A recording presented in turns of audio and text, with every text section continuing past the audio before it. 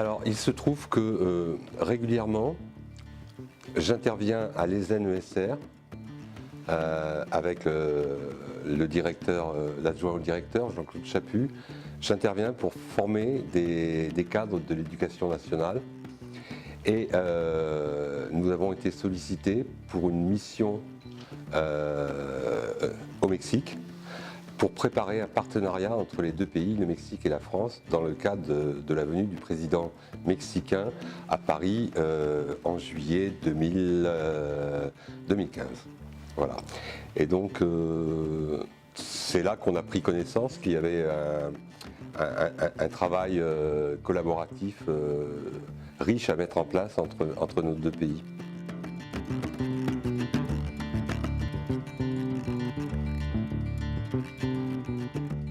Notre école forme des futurs enseignants à l'université en 4e et 5e année d'université. Et nous avons une politique très dynamique d'échange de nos étudiants, donc de mobilité internationale pour nos étudiants. On a 20% de nos étudiants qui effectuent un stage dans un pays étranger. Et c'est donc très très important de se confronter à un autre système éducatif, de se confronter à d'autres pratiques pour mieux comprendre sa propre pratique.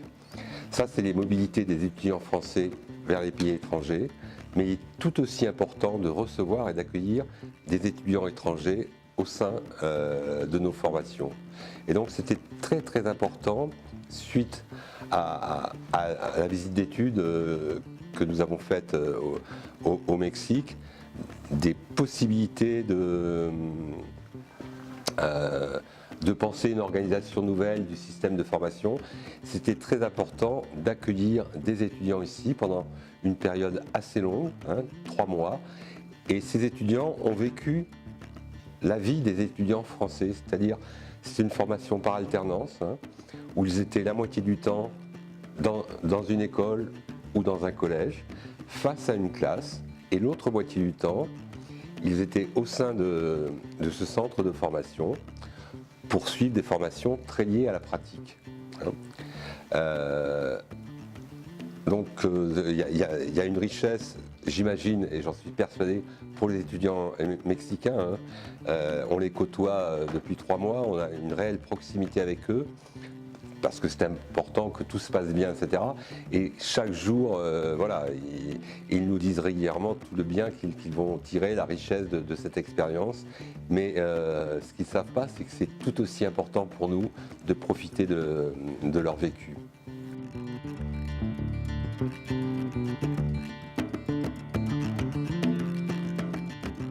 Quelle particularité, qu'est-ce que je trouve d'assez remarquable, la différence.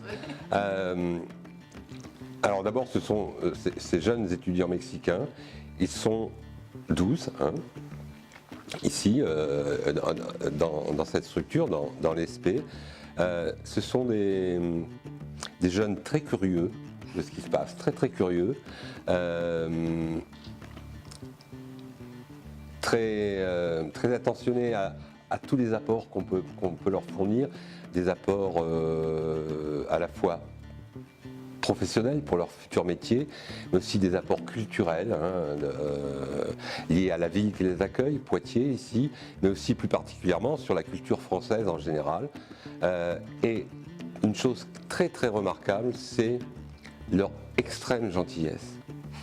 Ce sont des mômes, je trouve, très, très touchants. Ils sont très attentionnés sur tout ce qu'on fait pour eux. Et ils nous remercient très souvent. Je trouve une éducation remarquable. Enfin, c'est un réel plaisir. Ouais, ouais. C'est très sincère, ça, ce que je dis. Très, très sincère.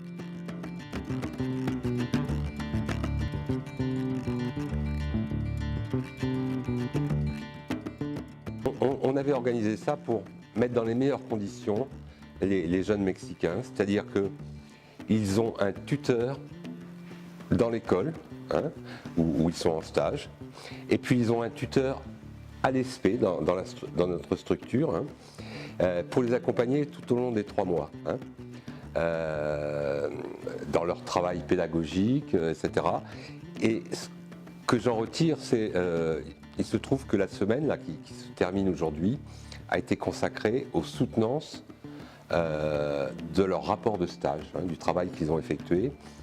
Et je vois que les 12 étudiants mexicains, et c'est aussi très sincère de leur part, ont décrit tout ce qui leur permet d'envisager différemment la pratique de leur futur métier, des transferts possibles, des pistes de travail qu'ils ont vues quand ils ont été confrontés à la réalité en France, en disant ça, on va l'adapter quand on va être au Mexique. Et ce qui est très bien, c'est qu'ils n'ont pas dit tout est merveilleux en France et on va prendre tout ce qui se fait en France et puis on va laisser de côté. Non, ils ont bien dit, ils ont raison. Il y a des choses qui sont avantageuses en France, qui sont mieux, mais il y a aussi d'autres aspects qui sont meilleurs au Mexique et qu'il faut arriver à prendre le meilleur des deux. Ils ont plein de pistes pour améliorer leur pratique, des choses qu'ils vont expérimenter une fois arrivés au Mexique. Voilà ce que je retire. Et l'autre chose que je retire, c'est que l'ensemble des tuteurs qui ont eu ces étudiants depuis 3 mois, pour eux, c'était une expérience formidable, une richesse de cette présence d'un étudiant mexicain dans leur établissement. Et tous ont dit, l'année prochaine, on est prêt à accueillir à nouveau des étudiants mexicains. Et ce que je sais, c'est que le partenariat mexicain, qui a été initié il y a 1 an avec une petite promotion pilote, il y avait 3 SP, dont l'SP que je dirige. Ce partenariat-là a été programmé pour durer pendant 3 ans. Et l'année prochaine, on va accueillir avec autant de plaisir et on y mettra autant d'énergie parce que mes collègues, et particulièrement 2 collègues, Hélène et Marina, ont passé pendant 3 mois quasiment l'ensemble de leur journée à être au service de ces 12 étudiants pour la qualité de l'échange.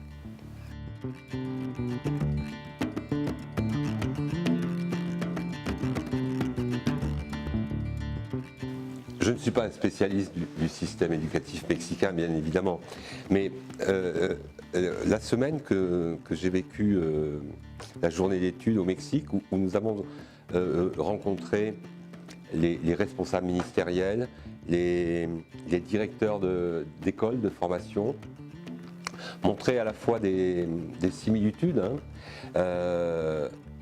mais certaines différences qui ont été soulignées cet après-midi lors d'une soutenance par un étudiant mexicain, par exemple. Au Mexique, c'est après le lycée où on se forme pour devenir enseignant. Et bien souvent, les premières années, on se forme à tous les aspects pédagogiques, méthodologiques. Et c'est après qu'on se spécialise pour les mathématiques, par exemple, pour la biologie ou pour être professeur dans le primaire. C'est la différence avec la France, où en France, on fait 3 années à l'université de mathématiques et c'est les 2 années suivantes où apparaît la pratique, la pédagogie, etc. Donc là, il y a eu une première différence. La seconde différence, c'est que nous, la formation, qui a été rénovée récemment en France, en 2013, la formation est une formation qui se veut à la fois universitaire et professionnelle. Et donc, avec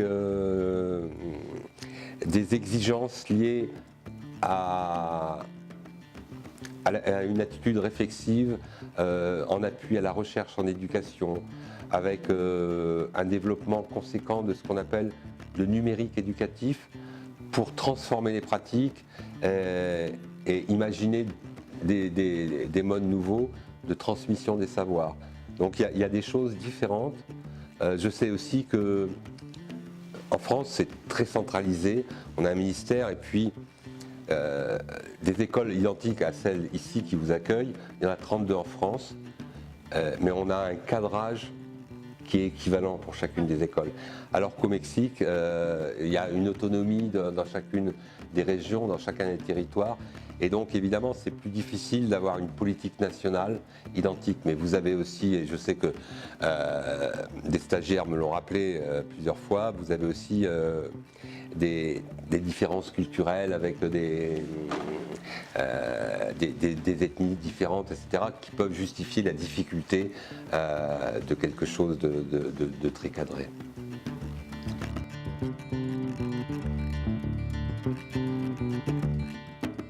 Il me semble qu'aujourd'hui c'est essentiel.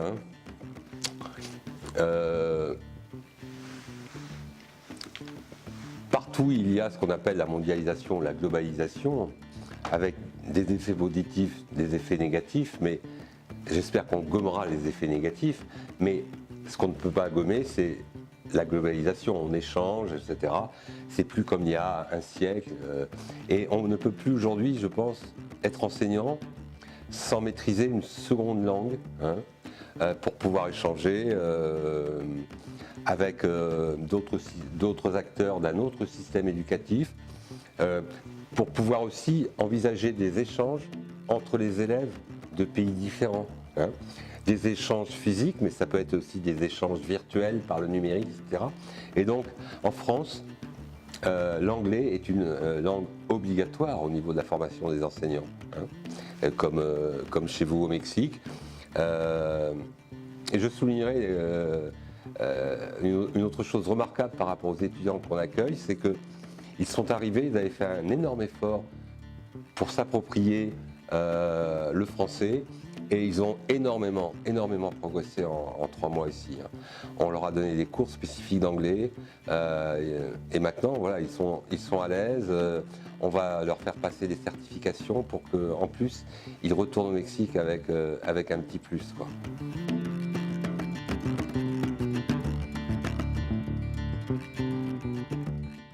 Moi je la trouve comme ça très bien. Et alors, ça va continuer comme ça, on va encore en accueillir l'année prochaine, peut-être même encore plus. Okay. On regarde pour essayer d'en accueillir plus. Mais je pense qu'on pourrait élargir cette coopération en envoyant des étudiants de chez moi, français, de façon systématique en stage au Mexique. Alors on a quelques étudiants qui vont faire des stages à Guadalajara. Et je prononce très mal, mais je pense qu'on pourrait rendre ça de façon plus systématique, qu'il y en ait plus. Et puis il me semble qu'on pourrait avoir aussi des échanges sur des activités et des partages d'activités de recherche.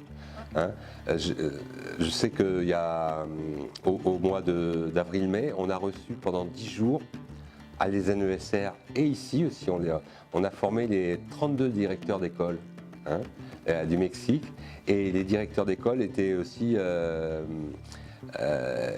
très demandeurs qu'on ait des échanges sur des aspects de recherche, sur des aspects de formation de formateurs. Parce que les questions qui se posent au Mexique, on se les pose aussi, et travailler ensemble, ça serait plus riche, quoi. Voilà. Donc moi, comment je vois ça? Je vois ça comme un avenir parfait. Enfin, c'est plutôt, ça dynamise. Moi, je suis très satisfait. Ouais.